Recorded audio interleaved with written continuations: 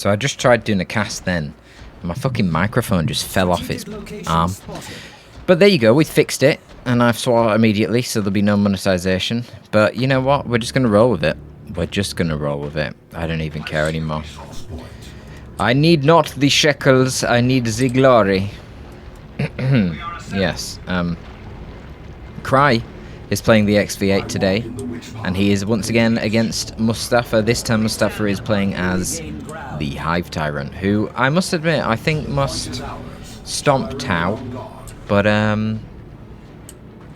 we'll have to see, won't we? I just feel like the economic efficiency of the gaunts is going to be way too high.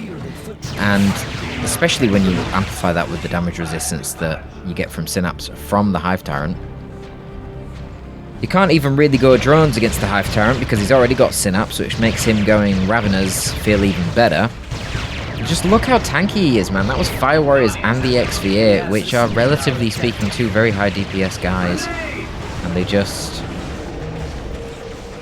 can't DPS this guy down. Even hitting the Photon Nade there, but he was in melee, so he got the range damage resistance. But we do have double Fire Warriors. I think the one thing that will really help Tau on this map is...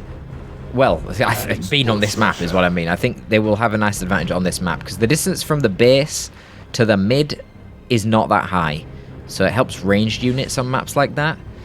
There's no garrisons either. It was the rework that had the garrisons here. So there's no garrisons on the map, which helps Tyrannids actually, because of the melee. We'll have to see. I do agree with this build from Cry.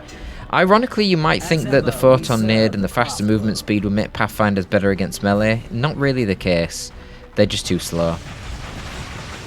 You won't have the DPS. Oh, he could have totally gone in there. He could have just tanked that if he wanted. They'd have forced off one Harmer squad, but the other one would have lived and started chewing up all the Fire Warriors. And that's assuming he hit the Photon Nade. But Mostafa didn't want it. He wanted to wait for his warriors, apparently. Now, this is the other tricky thing about the matchup against the Hive Tyrant. Warriors, if you go Bav Strangler Warrior Brood, you can shut down these guys in tier 1 very easy, because they're only piercing DPS. So they're not going to be able to bleed the models before the Bav Strangler can suppress them. So then you want to go Vespid to jump the Bav Strangler Warrior Brood, but he's already got double Harmers. And then he's got a Hive Tyrant who could go for Rending Talons to counter-initiate the Vespid. And Rending Talons would be amazing against the Vespid, because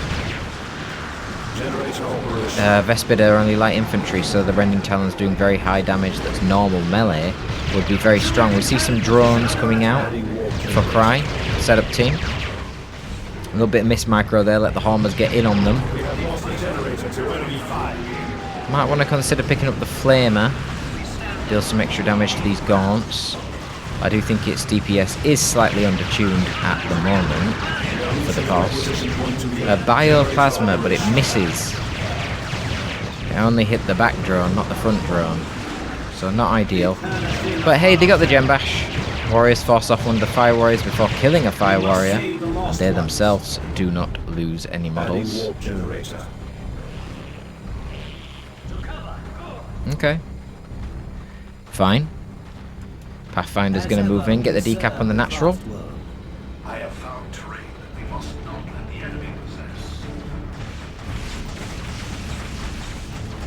I'm not entirely sure what the point of the Termagant is here. I always felt like one Termagant was kind of pointless. Certainly if you're not going Ravs. Just go full melee, especially on a map like this with no garrisons. Just completely overwhelm them. Because one Termer will pretty much lose every fight. Okay, you have Crippling Poison utility, but what are you using Crippling Poison for on a Termagant against Tau? I mean, if they go crew, why are you Crippling Poisoning anyway? Just get more Hormagaunts and beat the crew in melee, you know what I mean? If you got triple Hormagaunts, I think you're going to be okay in melee against one crew. So, I don't know, I don't really think the Termagants are... I don't agree with going Termers. I think if you go double Termers and Bav Strangler, that could be really good. Maybe even triple Termers. Because remember, they're all light infantry. But if you're going to opt for multiple upgraded Gaunts, then... No, I don't... I don't see the point of getting the Gants. If you go in the Gaunts, don't get the Gants, is my opinion. Unless you wanted to go double Harmers, Terma, Ravener. That makes sense, because now Termas plus Ravener, you've got 2 ranged squads. You'll be able to bully any individual squad that you come across. So I could see the utility of that, and that makes sense with a Hive Tyrant as well, because you've got the Synapse, but instead he's gone for the Bioplasma to kind of deal with these drones. Here comes another Bioplasma. Can it land clean? He keeps over-swinging it over the head of the first drone. They do seem to split up quite a bit, actually, the drones, compared to something like a Havoc. So it seems the Bioplasma's a bit weaker. Yeah, double Fire Warriors versus Termagants is not a good fight for the Termagants.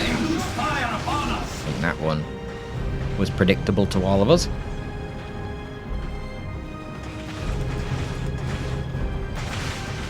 And we've got all these upgrades here on the Gaunts. We've got a very expensive upgrade in the Barb Strangler, and we've got War Gear, and in contrast there's absolutely no upgrades whatsoever from the Tau. They've only got a setup team, so obviously Cry is going to tier 2 first. Now he's doing something weird here. He's buying the drones, which is fine, I guess, for combat. So damage resistance and 250 more HP, but I guess he doesn't realise he's so far ahead. Obviously, being this far ahead, he should just get a transport and it'd be like, GG. Transports are so good against the Nids anyway, but the other thing is, yeah, the HP and the damage resistance is nice, but it doesn't stop Hormagaunts running in and doing this, you know what I mean? It doesn't compositionally do anything. It doesn't change the role of the Fire Warriors. At least if you got the Shazwi, you'd be able to get the on-demand suppression ability, which would provide you a bit of utility against the Hormers, but I don't know. I guess a lot of this is limit testing.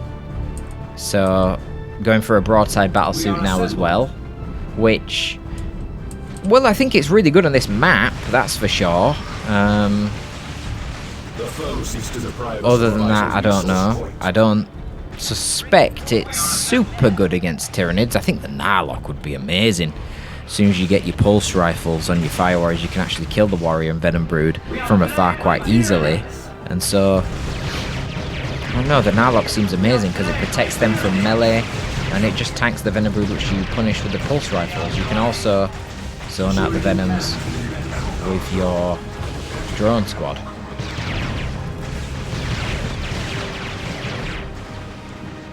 Let me put it this way, with the tier 2 rosters now, I'd be much happier in Tau's position. I think these units are so much stronger. The Fire Warriors now in tier 2 are so good at scaling. And I just again feel like these Termas aren't really doing anything. This is a good hit on the Pathfinders though, a little miss micro. Let them get into melee for too long, lucky to get out of there. Just one model fleeing, a little bit slow on the setup here. We do have the Hive Tyrant loitering, so he can always Bioplasma if need be. And yeah, now we got a Shazwi and Pulse Rifles coming up on that Fire Warrior. Shazwi coming up on this Fire Warrior. I think the Pulse Rifles are a bit of a no-brainer against Nids. Pop those Synapse models. I think you do have to be careful with Fire Warriors to not invest everything into them. Because if you do, they're extremely expensive. And they're good, but they're really expensive for a squad that still can just get run down by one Hormagaunt and tied up in melee. So, unless you have a lot of things like drones to protect them from melee, or an Narlock, or crew, something like that, then I think you have to be quite careful. He's overshooting the Bioplasma a lot, isn't he, Mostafa? He must be unfamiliar with using that one. Death has struck among our warriors. And Zone for Up is coming out. Zone for Up's a pretty obvious choice. Obviously, very, very helpful against the Fire Warrior blobs, being a long-ranged AoE unit. And respawning Rippers is also very, very wise. I mean, this melee blob is obviously just going to overwhelm this Tau force. This is where you need a Narlock to zone everything out of its raw, slowing them down and just do big splash damage. Or layered setup teams. He's got one setup team, but Rippers, of course, don't get suppressed, so he needs to focus fire the Rippers, really. Also, bear in mind the broadside. Currently, its smart missiles are bugged and not doing AoE damage. If they were doing AoE damage, this would be a lot better. I like that. Jumped forward with the Crisis Commander and tied up the Bow Strangler so it didn't It didn't suppress all these fire warriors, which is cool, I guess.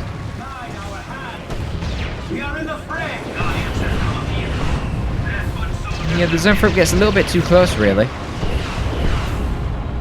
Rippers have to flee. I mean, the tower just kind of face-checked there, didn't it? He might have lost a model or two on the fire warriors, but he just DPS through the damage, which is something Tau can do. And he's got now double broadside. I assume he used the global from the XV8, which allows him to call in a broadside without build time and for a little bit of a discount. Broadside are capped at 2, mostly for the sake of team games. Though someone mentioned in the comments that they look like they'd be a nightmare to fight in team games, and that was something we worried about on the team in general. But to be honest, the initial impression is not that at all. The initial impression is that these guys are a little bit weak, but we'll see what happens when they... Let me just check out the range, man. We'll see what happens when their smart missiles actually get splashed. They might be a bit more effective then. Obviously want to be sniping down the Warrior Brood. A beautiful suppression ability there from the Fire Warriors. Some nice railgun shots. Should be popping the Warriors soon, you would think. Don't know what the Fire Warriors are doing in melee. There you go.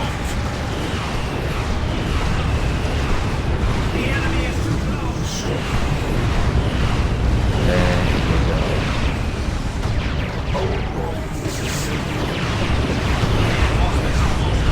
Obviously Zonethropes are not very good against broadsides. The Zonethropes need to be hitting the drones and the Fire Warriors because they're AoE. You'd be surprised at how fast these things die to Raveners and Termagants with ranged synapse. It is quite surprising given their super heavy infantry, but it has happened. I've suffered against a big Ravener alpha range blob. Granted, you know, that's damaged synapse, and also the Ravener probably had the corrosive devourer, which is plasma, so what are you gonna do? Medical drones called down to heal up these Firecast troops. Yeah, it doesn't look like it's giving the heal to the broadside, the percentage heal. I don't know if that's intended or if it's just too far away. That was some nice broadside fire.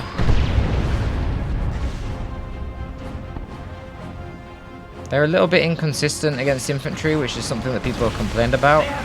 This is where you'll see the value of the zones. Pretty annoying. Don't know what kind of drone the Pathfinders have got here. Probably a gravity drone, I imagine. Ooh. Yeah, it's a gravity drone. See it being used there. It's the only thing that's left of the squad.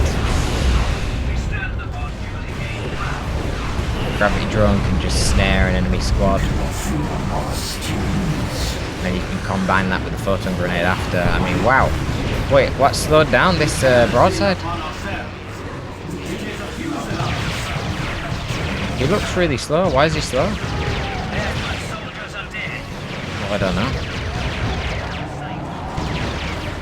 Maybe he's not slow. I don't know. That was a good photon nade. Can we get a bit of synaptic backlash? No upgrades on the Crisis Commander. I think in general they are quite weak, the Wargears on the XV8. And now there's a Narlock. Okay, yeah, this is GG. Boom. Boom. Nom, nom, nom, nom. This guy has very high splash damage. And he heals on hit with every melee attack. As long as it's targeting infantry. Doesn't heal against vehicles. Swords, man. Just killed the drone there. Yeah, Zonethrops are very good against the Firecast, no doubt about it. I'm not sure why you used the Raw there. Maybe check if it's bugged. The Raw, so the Narlock by default just comes with a Raw, which is an AoE ability. Basically, it's an AoE debuff around him that lowers the damage of enemy units and the movement speed. Yeah, this is impulsive. I think Nid's absolutely stomped out, but Mostafa played this very poorly. Very, very poorly. And he is raging. It's super early, you know, this game was maybe like 3 days into the release. Oh, look at that though, man. Hilarious. I mean, you can see the zone throw-ups though. Holy shit, they do counter the Fire Warriors really well. They are brutal against them. Really scary stuff. They bleed you like mad. Honestly, I do think Nid's actually stomped out, but there you go. I'd have to showcase that myself at some point. The problem is, if I stomp someone with Tau, that's playing Tau, well, you're not going to see the replay, are you? This is already quite a short replay as it is. But generally when I play Tyrannids against Tau, I'm winning in tier 1. So that's pretty hilarious. The zone throw up getting sniped by the broadsides. I love it. Yes, this is what the broadsides are all about, man. Look at this. You do not want to stand in front of these boys. And that's why they're also capped at 2. Because it gets silly otherwise. In 3v3 you just spam 6 of them and you're killing tanks like instantly as soon as they appear. But yeah, Tyrannids have loads of tools to deal with this. They can spawn Rippers for God's sake. Like, come on. Oh, this global is really overpowered at the moment as well. I mean, in spite of that, it didn't do that much damage against the Homers. What the fuck? Oh well. Melee Synapse, too strong. Yeah, there you go. Oh, we did see an extra burst cannon in the end. So you've got the dual wield. I mean, you get the plasma rifle for the XV8, why not? That will help a lot. Having pulse rifles for Inferno, plasma for him, pop the Synapse. It's funny, I actually think this is a matchup where Tyrant Guard kinda suck. Which is really funny, because they've been the meta for so long, but feels like Tyrant Guard are just a terrible idea against Tau. But zone throw-ups are amazing. You need to get Venom Cannon, Venom Brew to kill an Arlock. But usually if you're Tau, you just go Devilfish, right? Because Nids suck against transports. Devilfish into Broadside, I think, is a cool combo you can do.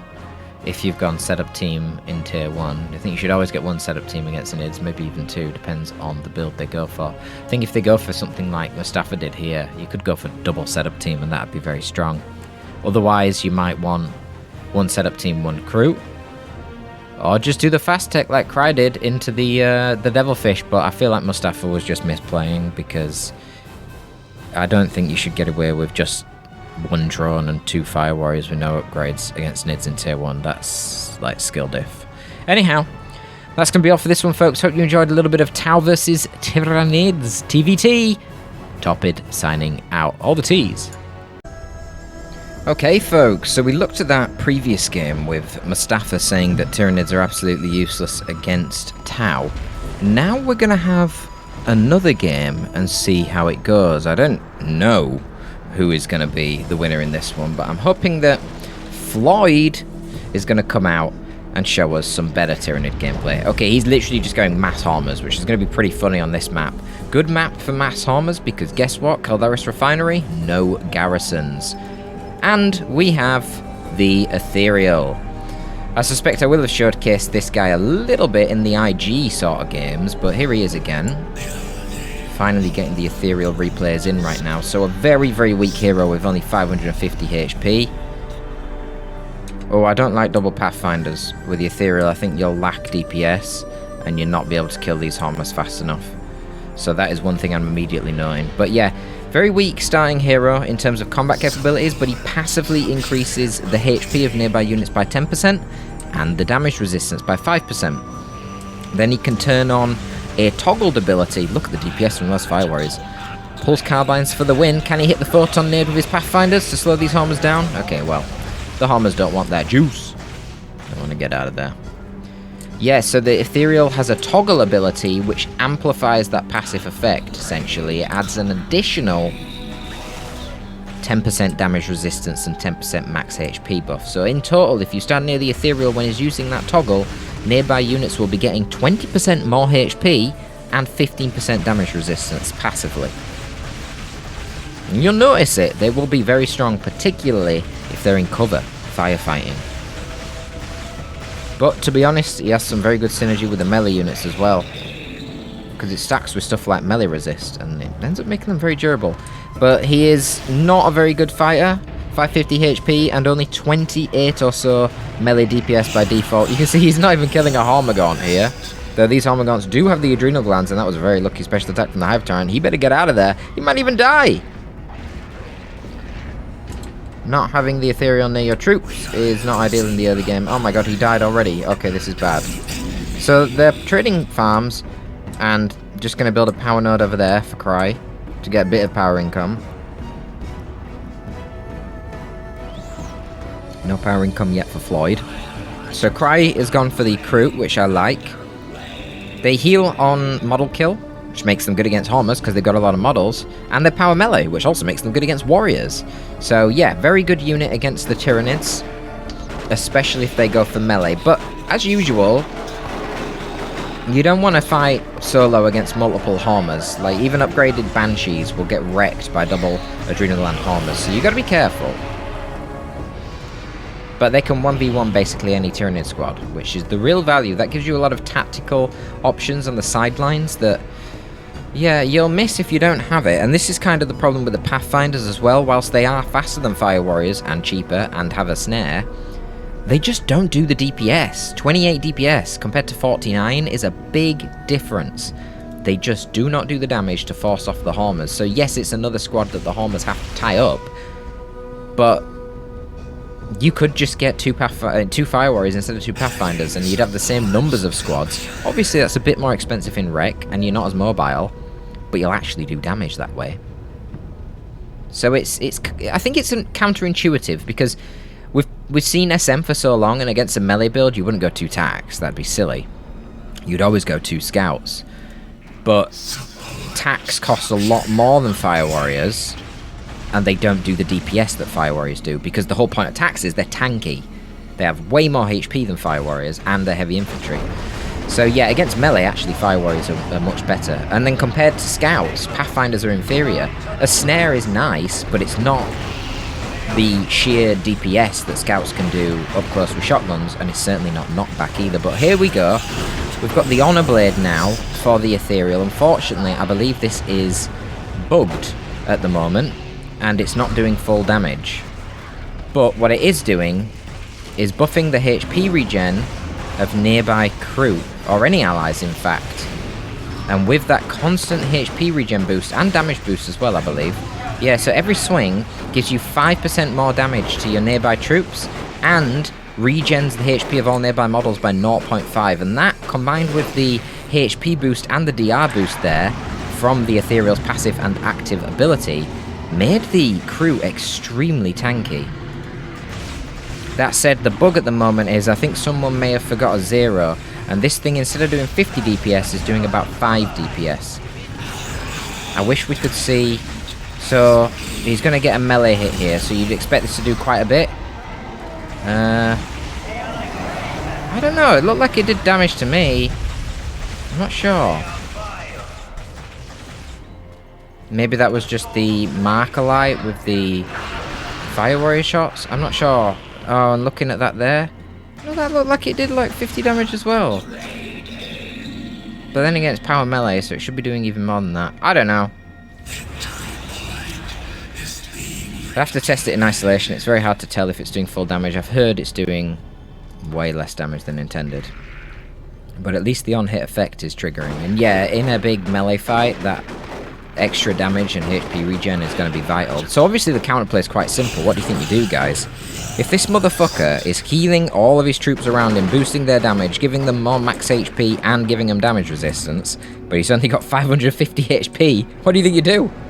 Kill the Ethereal! That's all you do. That is literally the whole design of the hero. He is the best buffing hero that is in the game, but he's really squishy. It's like the Apo on steroids. Kill the Apo first, so he can't just heal all of his units. Well, same thing with the Ethereal.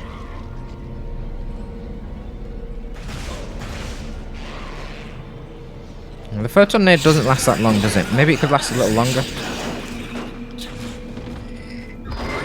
Wow, the Hormers just got a special on the Pathfinders there, and it knocked over the crew. That was unfortunate. So it's going to be dodgy for the crew. They're not actually getting focused by the Hormers right now, though. little bit of healing from killing some of the models, but they need to get out of there, I think. Double Homers and the Warriors, yep, that's brutal. They can't win that melee fight. Need a bit more support. But this is a problem, the double Pathfinders, just no damage on them. And no Fire Warriors here. Now, having Ethereal support will help. And there you go, now we've got a setup team gun drone. So, oh no, shit, no. Oh, this is cool. Look at these. These are from the Global. I thought it was a setup team he's bought. He hasn't. These are from the Global of the Ethereal. 125 red, you can call in a gun drone swarm. These things do approximately 11 DPS per model, but as you've seen earlier, they can shoot whilst running away from things, which is awesome. Really good anti-melee. And they're speedy little sods as well, at 6 speed each. Now this Global does scale as well. If you use it in tier 2, you'll get 4 drones. If you use it in tier 3, it still costs 125 red, but you get 5 drones. Obviously, they are quite squishy, though.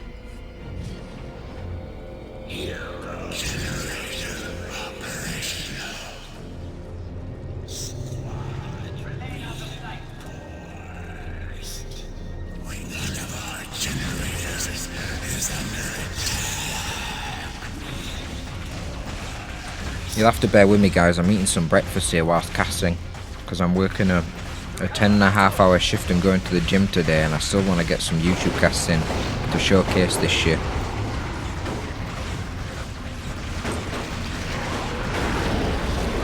Let's see how these Kroot do with the buffs.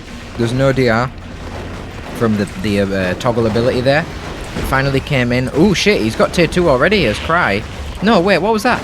Oh no! It wasn't the leader spawning, it was a shield drone attachment from the Ethereal Global Bar.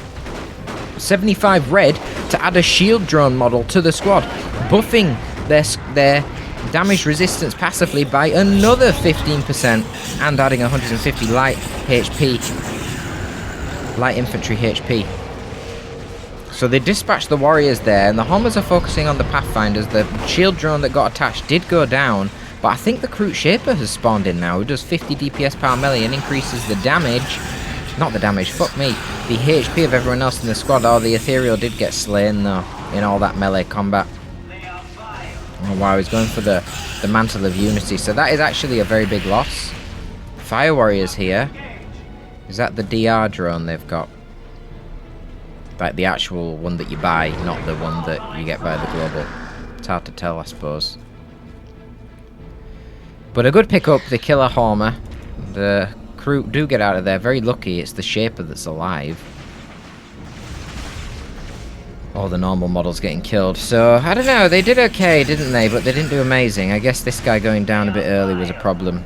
And they took a fair bit of damage early on without actually having the active ability of the Ethereal on them. I really think dual Pathfinders is a mistake. Okay, double recon drones. So these things do about 17 DPS piercing. Unfortunately, they don't have Parthian shot like the gun drone swarms, which is something that I'd like to see change so that they would fire at things whilst fleeing. But they do have the ability to ignore cover. So that's something, I suppose. Okay, this is not a good situation for the Kroot. They've got the shield drone on them again from the Global, but... oh, they were fishing for the Warriors. Walking right into Rending Talon's Hive Tyrant is not a good idea, and oh my god, he bled like crazy. Where is the Ethereal? Oh, the Ethereal's still dead. But he's got 150 rec and 50 power stuck in this Mantle of Unity. So that's pretty bad. So, Cry could have won this game easily here if he didn't get these upgrades on his Fire Warriors. Oh, well, he's upgraded everything, hasn't he, from tier 1. He's got shield drone, now he's getting pulse rifles, he's got recon drones on the Pathfinders, and he's bought 2 Shapers on the Kroot Carnivore, I believe. Or maybe it was just 1, but either way, that's a lot of resources. Basically, those resources could have just gone into a Devilfish transport, and that would have been GG. Those drones do a decent amount of damage, don't they, when they actually fire their burst? Not really seen them in play too much yet. They're quite expensive, 65.15, and they're not die last, so they can get killed. But I guess they bring the DPS of Pathfinders pretty much up to the DPS of Fire Warriors. They have these crazy bursts though, don't they? It's like lots of damage, but then they stop firing for ages. It's a very bursty weapon on them. I'm not sure I like that. I feel like I'd prefer if it was more consistent, but I mean, burst is stronger. To have all your damage front loaded like that is better. You're more likely to bleed models, and you'll kill the models faster, which means over the course of a long engagement you will take less damage. So it is superior. It's just hard to gauge the damage. And here we see the Tau fielding a lot of light infantry. What do you do as Tyrannids? You grab a zone throw up. Why not? There's a lot of models on these troops now. Even the Pathfinders and Fire Warriors are up to 5 models each. Crew could be at 8 if they've attached the shield drone from the global.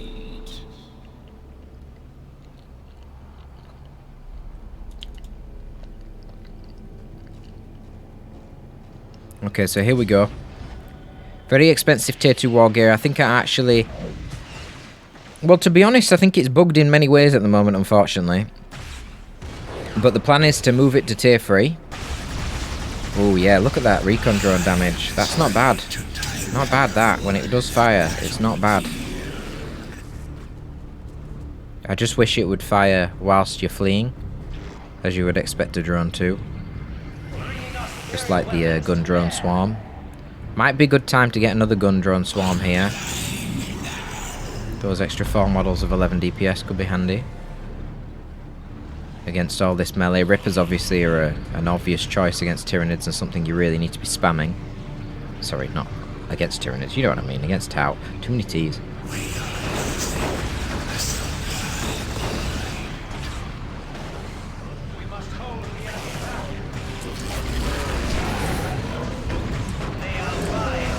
So, needs to hit that toggle. There you go.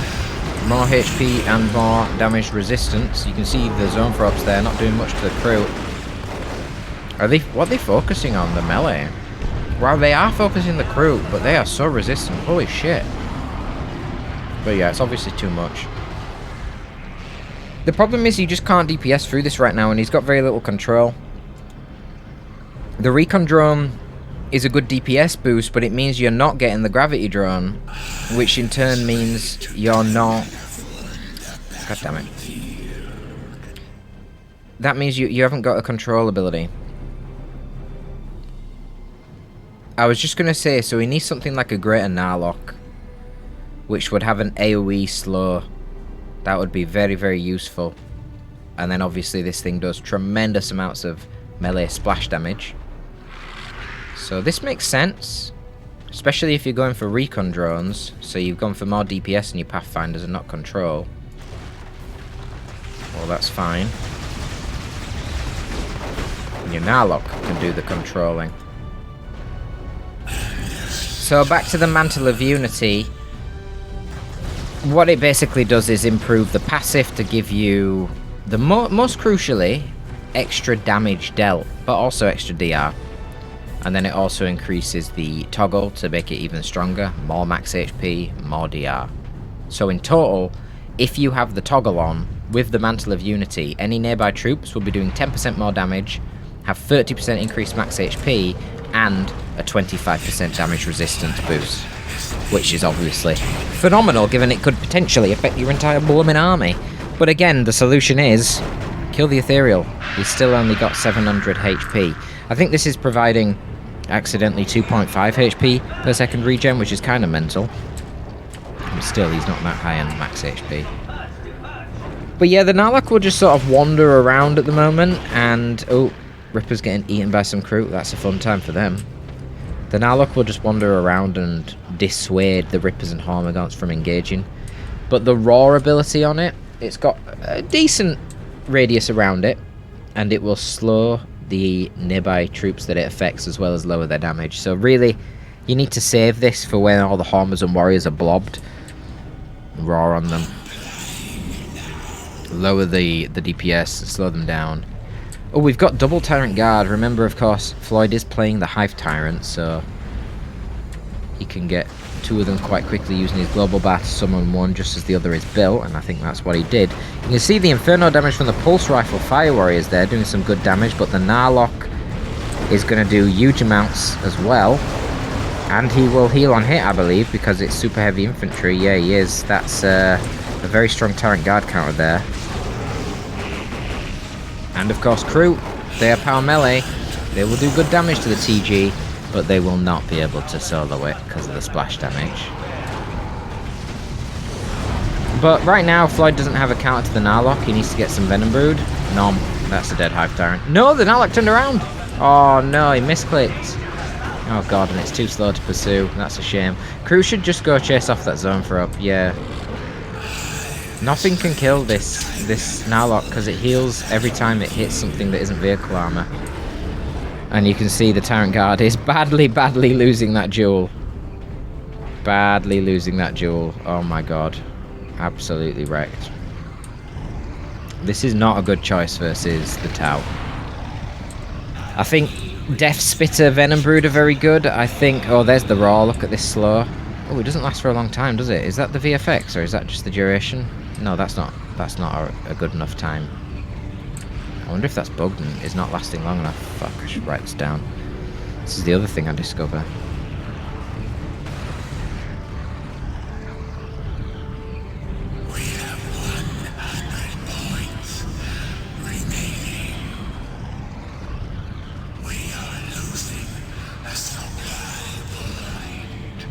VFX very short, or duration too short. One or the other. But yeah, the Tyrant Guard's going in shield wall. I don't know what they're going to achieve.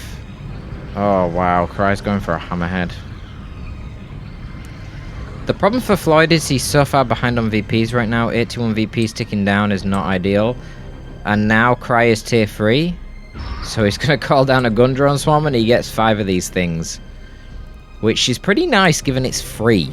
You know, it's only red, you're not paying any resources, and that's suddenly an extra 55 DPS for your army.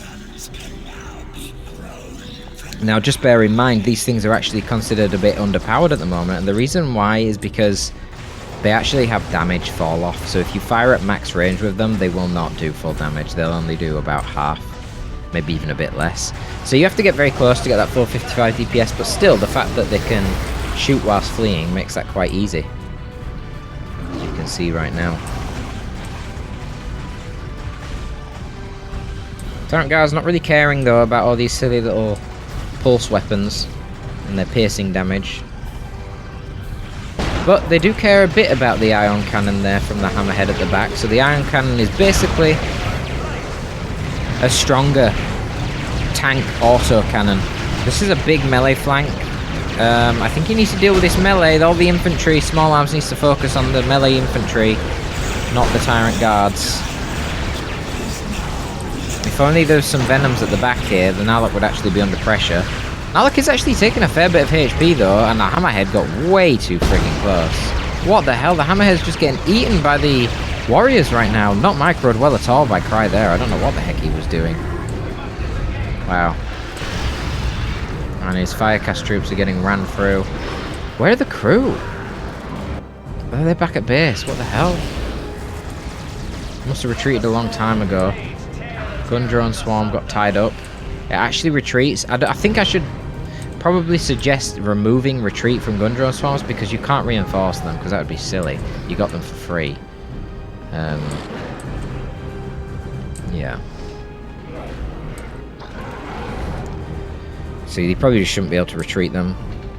Kind of makes sense since they're a squad of drones. You'd expect that they'd have like an expiry or be suicided into the enemy. But there you go. That was not a very good use of the Hammerhead, I have to say. The Hammerhead, the default gun on it I think is amazing. I think it's about the same DPS, if not slightly worse than a Predator or a similar tank's main autocannon, but it's got higher splash damage. But it's still really potent enough against vehicles, but then against infantry it's just amazing. So good. The railgun, I think, is less cost effective. I mean, it's certainly a lot more range and damage per hit.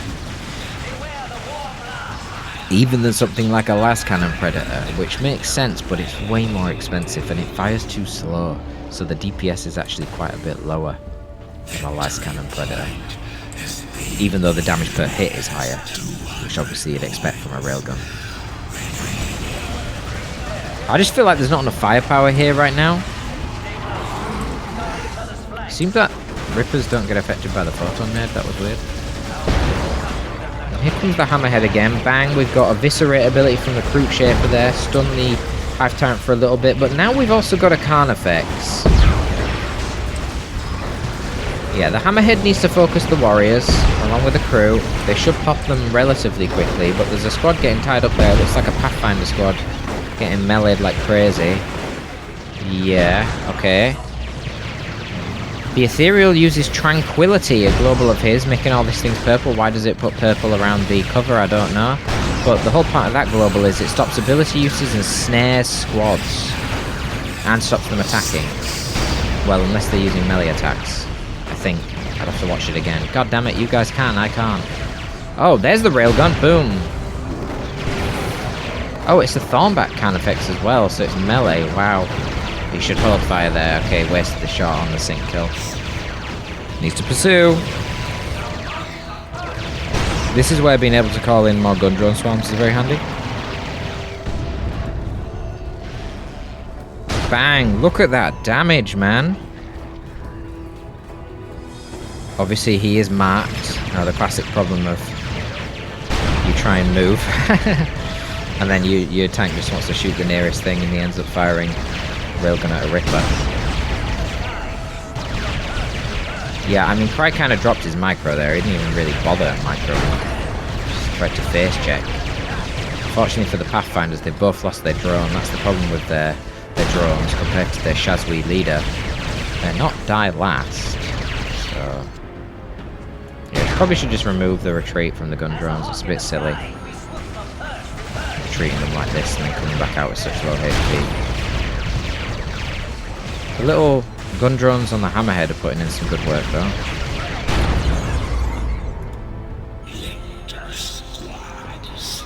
The Lictor. Tier 3 Lictor. Not a bad choice. The hammerhead is kinda like a fire prism in some sense. I love Floyd's commitment to pure melee. I don't think he's got a single ranged unit all game, which is quite funny. Rail rifles now upgraded on the Pathfinders. We've seen that these are pretty OP in team games. Some anti-all sniper rifles for the Pathfinders. So they will contribute to killing something like the Carnifex, but very squishy base to have such powerful weapons on. As you see them right now, just getting as good as the weapons might be against Tyrannid warriors just charging in, you're a bit doomed.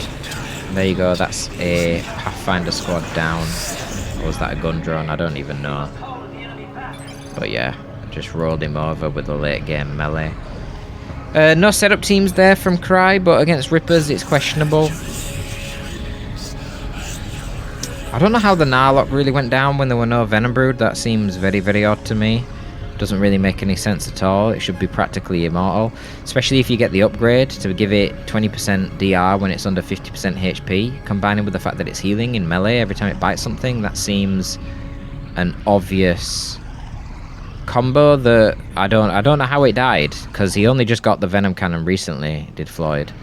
That would be a good thing to kill the Narlock with, but don't know about the Ethereal usage. He was dead a lot. Obviously he's tried with that Honor Blade, which is potentially bugged and not doing as much damage. Some good global usage with the shield drones and that, but I think you need like ways to pin the enemy in place, and he didn't really have them. Perhaps if booby traps on the crew weren't bugged and weren't doing friendly fire like is intended to not do friendly fire, but it is at the moment, then if they weren't doing friendly fire you could layer them around your Pathfinders and Fire Warriors, which is the point, to protect them from the homers when they move in. But the problem is if warriors are the same area, then the booby traps will get detected. But like IEDs, you can still blow them up, and Floyd only had melee units, so what's he gonna do? He'd have to have a unit nearby to the booby trap in order to kill it, and then they'd still get snared and damaged by it. So yeah, I don't know. Hammerhead usage was not great. The first Hammerhead was really bad, and there was a time when he wanted Crutox. Imagine if he kept the first Hammerhead alive and then could have gone Crutox. This might be quite a different scenario. The Crutox would be able to counter-initiate the Homers and Warriors and send them flying, knocking them over with their ability, which then protects your Firecast so they can shoot. Were the Recon drones worth it over the Grav drones? Probably, because it's just micro-intensive otherwise, and you still don't have any damage. I think fundamentally, going double Pathfinders against a melee build is actually really bad. Unless you go double Pathfinders, double Fire Warriors, but I'm not sure whether you can really afford that either, because the tier 1.5 is so valuable for Tau. That's all I've got to say for this one, folks. That is a bit of Tau versus Tyrannids and some Ethereal gameplay. Thank you very much. Torpid signing out.